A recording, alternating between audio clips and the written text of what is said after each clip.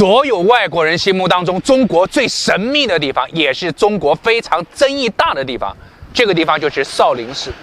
许许多多的游客可能跟你一样来过少林寺，但是呢，到里面就看了一场武术表演，少林武术甲天下，天下武功出少林。然后呢，在门口呢拉个横幅拍张照，耶，完了结束了。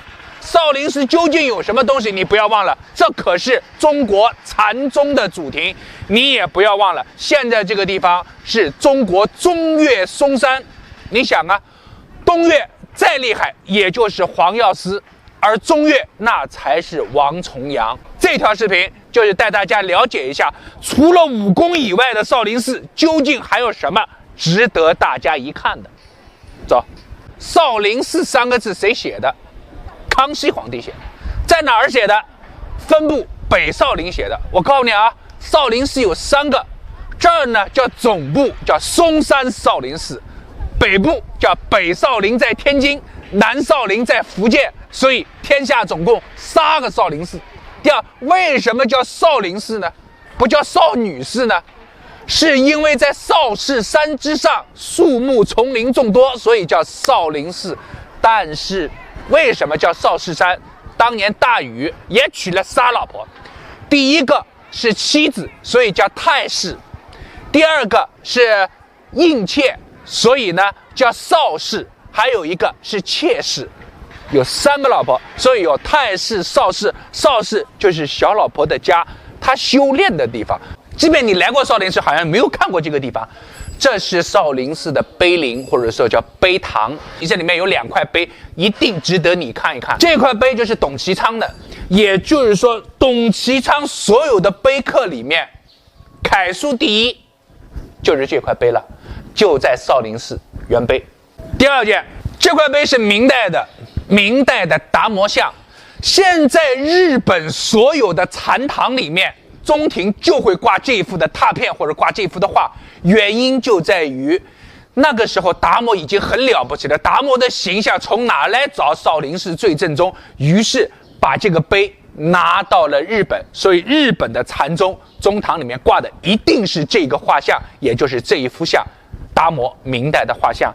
而且你们知道日本是有茶道的，也叫禅茶一味。日本的茶道认为他们的桌子就应该那么大，这个大小是怎么来的？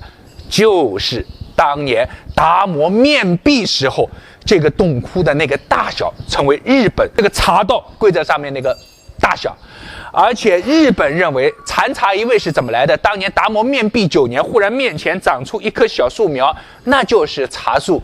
于是达摩拿起这片树叶放到嘴巴里面，从此有了日本的茶道。这个故事在国内传的比较少，去日本的话，日本你去参加禅茶一味的体验，他当地的僧众一定会告诉你是怎么来的。他们认为这个是非常重要的传说，可惜我们自己不知道啊。少林寺究竟什么时候特别有名？非常重要的一个朝代就是唐代。那唐代为什么有名呢？因为有13棍僧救唐皇，也就救了唐王李世民。上面这个就是荣誉勋章，最上面那个碑额是李隆基写的，上面那一段文字就是对少林寺的一个嘉奖令，其中第5行上面有2个字叫世名，世名就是李世民亲笔签名啊，给予你们的嘉奖令，对，名字写好。那下面那一段文字谁写的呢？当时的吏部尚书，也就是裴崔所写的。裴崔是谁呢？反正裴家是很厉害的，你看他们有裴度、裴修、裴崔，其中有一个人还生了个儿子，也叫裴和尚，也就是法海，一家子。我要不说你又错过好东西了，我告诉你，哎，真正的易筋经在哪儿？哎，就在这里，这就是易筋经啊。那个油毯子记得吧？就在雪地里面就练这个易筋经，这就是易筋经了啊！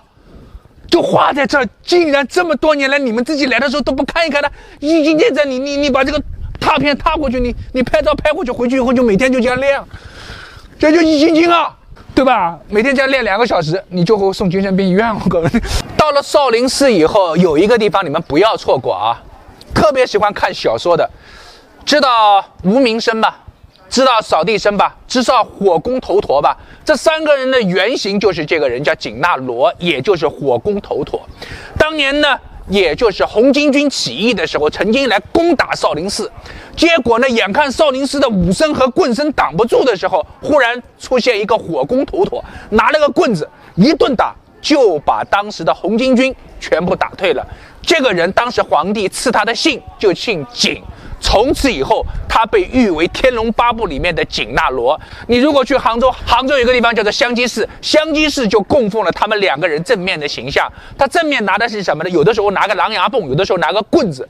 后面的一个形象呢，就是身上非常的婀娜多姿，那是乐神。也就是说，中国好声音真正应该来拜的是谁？也是他，他是食神、乐神。紧那罗火攻头陀真的有。到了这个地方，是不是特别想进去偷点啥？偷本武功秘籍出来，你就发达了，对不对？告诉你们两件事。第一个，少林寺到底是谁建的？这个人的名字叫拔陀，也就是说，这个人其实基本上跟达摩是同一个时期。那么当时在古印度的时候呢，古印度不知道怎么回事，那时候就流传一个说法。因为达摩和拔陀跟他的老师问的问题是一样的，两人当时的时候都问了自己的老师，说佛教的未来在哪？人家就跟他说在震旦，也就是说在中国。于是他们漂洋跋涉过海，然后穿过最长的大陆来到中国，一个在南，一个在北。而这个地方呢是孝文帝觉得拔陀非常了不得，于是给他建了当时这个少林寺。所以少林寺从那个时候开始，而达摩来到这个地方，时间就相对要往后靠很多年。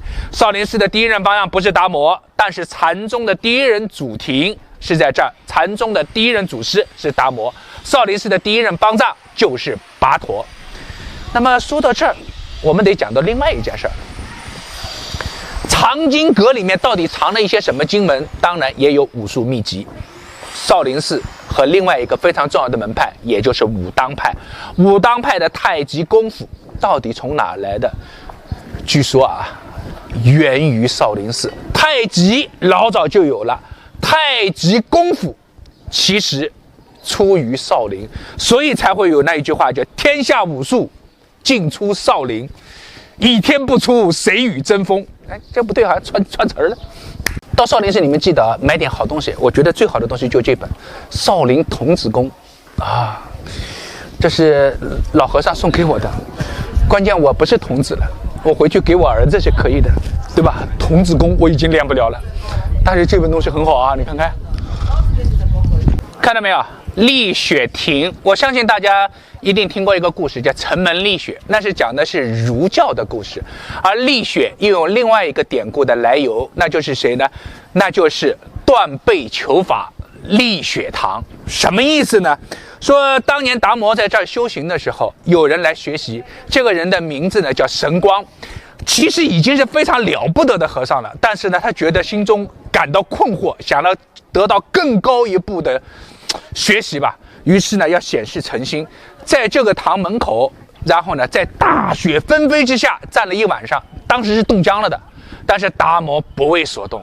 于是他醒过来以后，搓吧又过来了，他说：“达摩法师，我要继续学习。”又在门口站着。这时候呢，达摩为之所感动，问了他一句话，说：“你为什么非要跟我学习啊？”他说：“我要追寻啊，人世间的真正的道理，我想跟你学习更好的佛法，了解更多的知识，大约这么个意思。”于是呢，达摩还是跟他讲说：“不合适，是吧？除非天降红雪啊，不合适。”结果非常果断，掏出一把刀就把自己的胳膊砍了下来。达摩为之动容，收他为弟子，改名慧可。这就是禅真是把自己的也就佛法传给了他。所以说禅宗的第一任祖师是达摩，禅宗的第二任祖师就是慧可。从此以后僧人穿衣服好多的时候都是这个衣服啊是斜着，对不对？斜着的。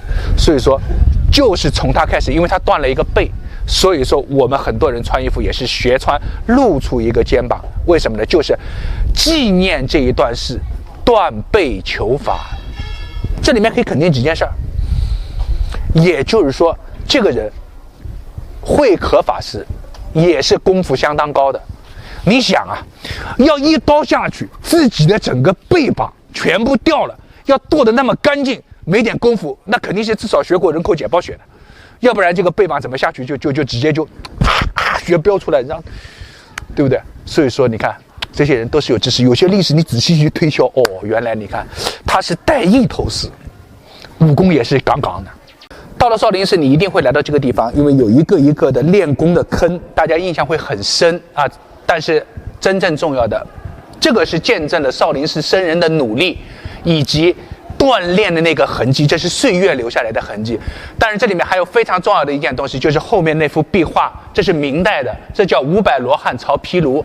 而在这里面，其中第371尊就是当年达摩的形象，也就是这儿的祖师的形象，而跋陀的形象也在这里面排名还比达摩高。原因就是五百罗汉原来只是一个泛字，没有具体的名字。到了宋代的时候，五百罗汉逐渐形成了他自己的名字和故事。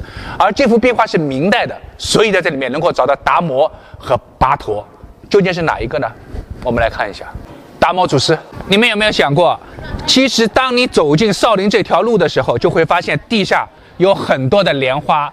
为什么有这么多莲花？因为一步一莲花。当年佛陀降生的时候，每走一步，地上都会涌起一朵金莲。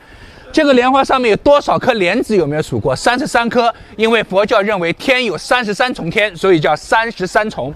那上面的莲花是分为3层，因为叫3层9品莲。所以说，观音也好，佛陀也好，做的那个莲花都是3层的。